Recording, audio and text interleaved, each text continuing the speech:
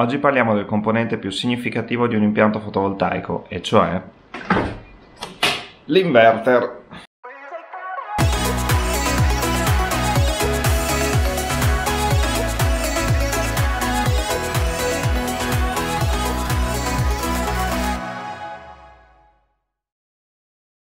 Ciao a tutti e bentornati su andreapiccinelli.net. Oggi continuiamo la serie sulla qualità dei componenti del fotovoltaico e parliamo di qualità degli inverter. Lo facciamo in compagnia di Grovat 3000S, un inverter dallo stile intramontabile perché è così da diversi anni, è ancora in produzione e conforme alla CEI 021 versione 2019. Grovat è un produttore cinese con inverter di fascia media che è presente in Italia da circa 10 anni. La sua gamma di prodotti è stata fino a poco tempo fa molto spartana, come potete vedere dallo stile di questo inverter. Attualmente il design dei loro inverter si sta un po' aggiornando sulla falsariga degli Huawei, ma questo inverter, ormai si può dire storico, continua a essere in produzione e l'ho voluto portare in questo video per dimostrare che non sempre un top di gamma è l'unica scelta possibile per avere un impianto di qualità. Adesso lo appoggio perché mi sta sciancando una gamba e andiamo a vedere la scheda tecnica.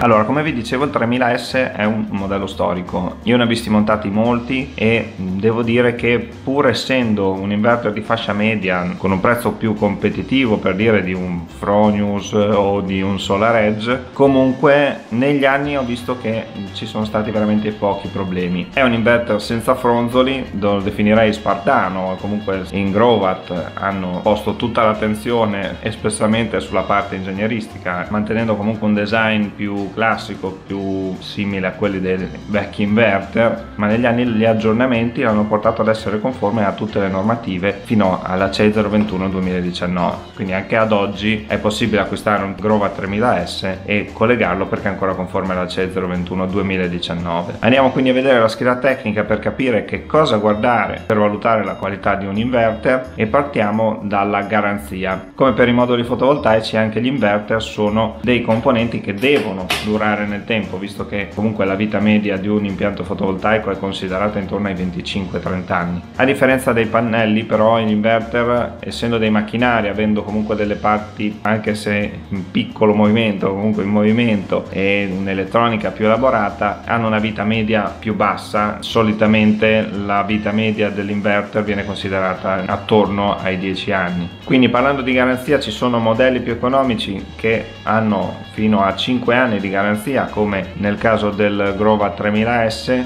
un po' per l'anzianità tra virgolette del modello, un po' perché comunque in questo momento Grovat sta spingendo sui nuovi modelli. Però appunto il 3000S ha 5 anni di garanzia, per esempio i nuovi modelli Grovat hanno 10 anni di garanzia. Altri inverter, per esempio parliamo di top di gamma, siamo intorno ai 12 anni di garanzia standard e a pagamento si può estendere la garanzia a 20 o 25 anni. Però per partire, insomma, per fare una prima valutazione della qualità, vi consiglio di partire dalla garanzia standard, magari estendendola ai 20 anni, perché comunque nell'arco dei 20 anni almeno una volta l'inverter andrà sostituito. Seconda cosa da valutare per confrontare un po' le qualità degli inverter che vi propongono è l'efficienza di conversione. Per una valutazione corretta e per avere un parametro univoco, il valore da confrontare è quello del rendimento europeo, perché è un numero estratto con dei valori definiti, dei parametri definiti che vengono usati per tutti gli inverter, mentre l'efficienza dichiarata dalla fabbrica è comunque dichiarata dal costruttore, potrebbe essere insomma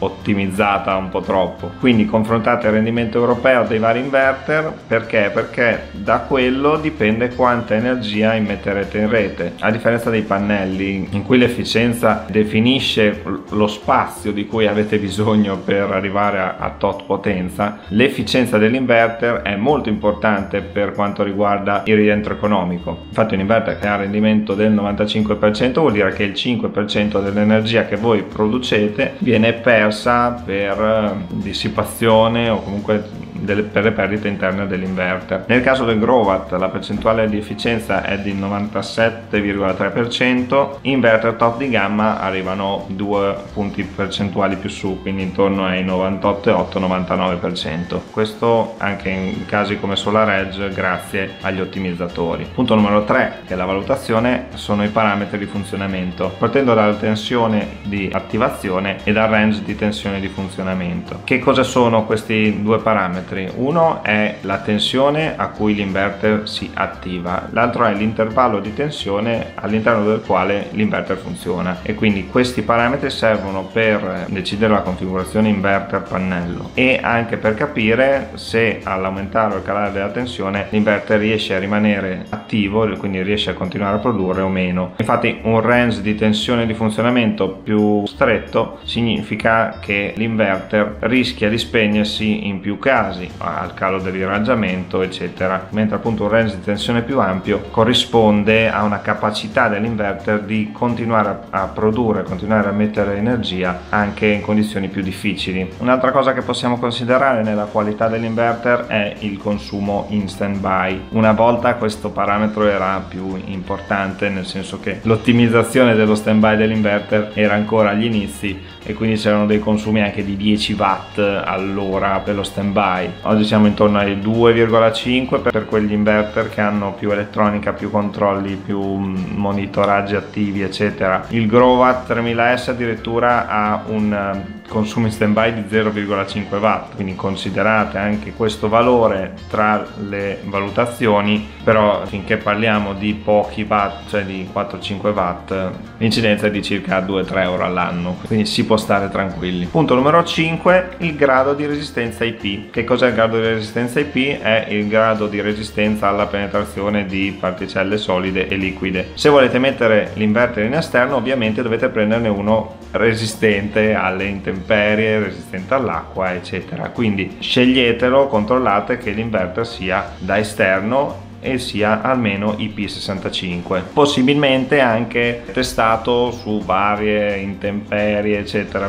Non so se vi ricordate le varie prove che facevano in Fronius. Se siete curiosi potete andare a vedere il mio video sulla visita alla fabbrica di Fronius e la recensione del Fronius primo. Altro parametro da considerare, che magari uno se ne può anche fregare perché dice metto l'inverter fuori, ma per chi sceglie di mettere l'inverter all'interno dell'abitazione, magari nel ripostiglio, oppure addirittura magari ci sono anche degli inverter carini che sono studiati anche per essere messi all'interno delle zone insomma vissute. Una cosa che può dare estremamente fastidio è la rumorosità dell'inverter. Per esempio c'è un ragazzo che mi ha scritto l'altro giorno che aveva un fotovoltaico vecchio, ha comprato un inverter nuovo, non mi ricordo di che marca, e dice quello vecchio era un Fronius, non faceva assolutamente nessun rumore, quello nuovo è un inverter di quelli che funzionano col funzionamento ad isola, mi fa un casino, un gran casino, e quindi volevo capire se era una cosa dei nuovi inverter che fanno questo rumore o è quel tipo, quel modello lì. Ecco, gli inverter nuovi in teoria non dovrebbero fare molto rumore, anzi ne dovrebbero fare meno di quelli vecchi perché sono studiati, hanno anche un design un po' più accattivante proprio perché sono pensati anche per essere messi in ambienti vivibili, insomma non nei ripostigli, anche in vista. Però così, per darvi un parametro, inverter moderni sono intorno ai 25 dB. Questo lo verifichiamo sia sul Growatt che anche se andate a verificare la scheda tecnica del SolarEdge, siamo intorno a quel valore lì. Rumorosità più alte, uno può dire me ne frego, appunto come vi dicevo prima, perché lo metto lontano dalla zona abitata, insomma. Però se vi capita di avere lo sgabuzzino di fianco alla camera da letto, di aver pensato di mettere l'inverter in salotto o in cucina, ecco, questo è una cosa a cui bisognerebbe stare attenti. Punto numero 7, la marca e l'assistenza post vendita. Come per i pannelli, come per tutti più o meno gli strumenti tecnologici, anche per gli inverter andare su marche un po' più conosciute con una storia un po' più lunga è una piccola tranquillità in più. Per quanto riguarda l'assistenza post vendita, perché magari ci sono più sedi dell'assistenza o comunque sono più strutturate sul territorio, se andate su marche extraeuropee come per esempio Growatt, verificate che abbiano l'assistenza in Italia, che ci sia una sede italiana, perché andare a comprare un inverter cinese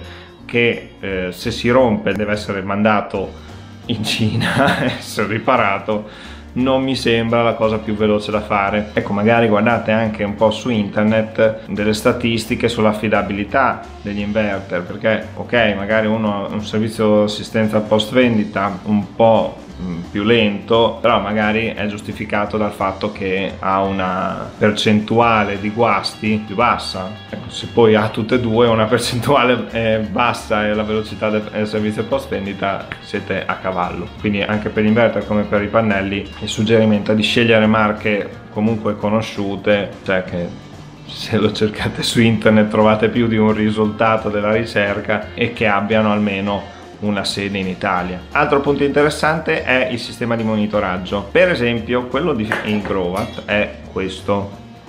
Ci sono inverter che ce l'hanno integrato, hanno una scheda wifi integrata, vedi Fronius Primo, SMA, cioè il Sunny Boy dell'SMA, eccetera. Ci sono inverter come questo Growatt che, essendo più incentrati sull'inverter puro, essendo un inverter spartano, hanno però la possibilità di aggiungere il monitoraggio, diciamo, aftermarket, con questa antenna wifi che va collegata direttamente. Adesso vediamo se riesco a farvelo vedere. Sì. Aspettate, che va collegata direttamente qua dentro e si ottiene un monitoraggio che va a collegarsi in internet sul portale Growatt. Ecco, così vedete, inserita direttamente all'interno dell'inverter, poi si riavvitano queste viti in modo da mantenere comunque il grado di protezione e il gioco è fatto. Questa antenna si va a collegare al Growatt Shine LAN box, che serve appunto per l'interfacciamento dell'inverter con la connessione a internet, collegata al modem al router. Avete realizzato il monitoraggio aftermarket del vostro inverter. Fatica. Altri inverter invece hanno il monitoraggio integrato con una scheda wifi direttamente dentro all'inverter, vedi Fronius Primo, SMA, Sunny Boy, vedi SolarEdge. Tutti questi inverter, tutti questi monitoraggi hanno i loro portali da cui si vedono le statistiche più o meno intuitivi, a pagamento o meno. Di solito nei top di gamma il monitoraggio è compreso nel prezzo. Nel caso del Growatt, essendo come vi dicevo un inverter spartano, un inverter che punta sul fatto di essere un inverter e non su altri fronzoli, il monitoraggio è una possibilità, ma è una possibilità aggiuntiva a pagamento. Altre cose che si possono considerare per valutare l'inverter, il design, perché appunto, come vi dicevo, ci sono anche inverter fatti per stare nel salotto, in cucina, in camera, studiati apposta con soluzioni di design dall'aspetto gradevole.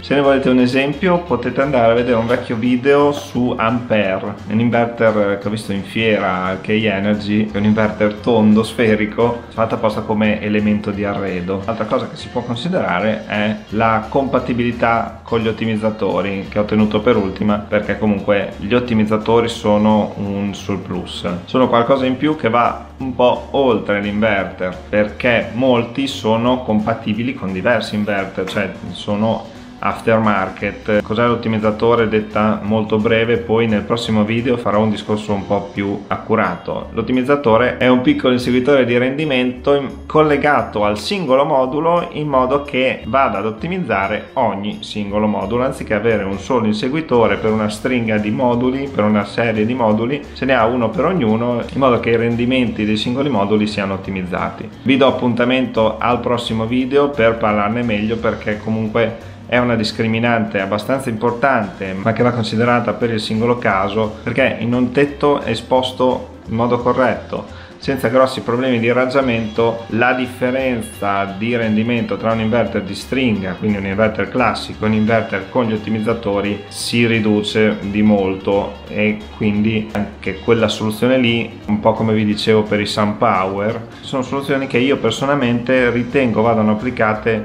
nei casi critici, nei casi in cui si hanno condizioni quasi ottimali è un po' superfluo, è una cosa che uno, se vuole, paga quel tot in più e ha questo piccolo rendimento in più, un'ottimizzazione in più che a livello pratico su impianti piccoli non porta un grosso beneficio in più. Se invece ci sono dei problemi di irraggiamento, oppure ci sono degli alberi che possono provocare delle ombre, dei camini, delle antenne, qualcosa, ecco, l'ottimizzatore in quel momento va a essere molto utile, perché una stringa di pannelli andrebbe in calo di rendimento completamente con tutti i pannelli. L'ottimizzatore invece mantiene al massimo rendimento i pannelli non ombreggiati, quelli ombreggiati o li tiene al massimo possibile o li bypassa. Insomma, spero di avervi fatto capire che comunque anche senza un top di gamma, ma verificando i parametri corretti, ci sono inverter validi e si può comunque andare a risparmiare qualcosa. Per esempio il Growatt, se uno non è un grosso patito di tecnologia, se uno non ha voglia comunque di star lì a guardare il monitoraggio,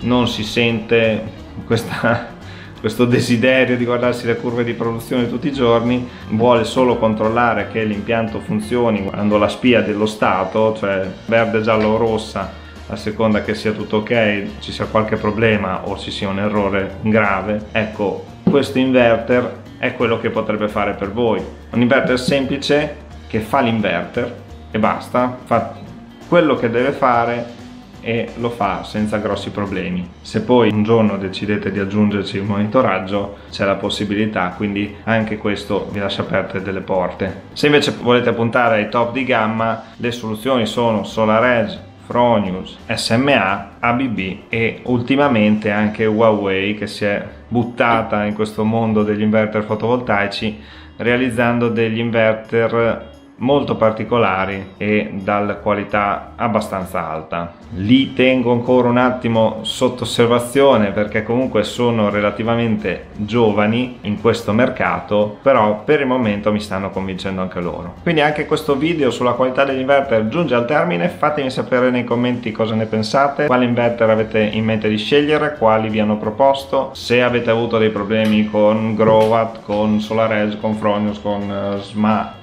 ABB, SolarMax, tutti quelli che ci sono. Se il video vi è piaciuto ricordatevi di lasciarmi un mi piace e di condividerlo con i vostri amici. Se non siete ancora iscritti al canale e volete continuare a seguirvi, ricordatevi di cliccare sul tasto iscriviti e sulla campanella per stare aggiornati sull'uscita dei prossimi video. Se volete consulenze o siete installatori e volete aderire alla lista di installatori di qualità, vi lascio i link ai moduli in descrizione. Per qualsiasi altro contatto mi trovate sui miei canali social e nei recapiti che vi lascio sempre in descrizione. Noi ci vediamo nel prossimo video. Un saluto da AndreaPiccinelli.net.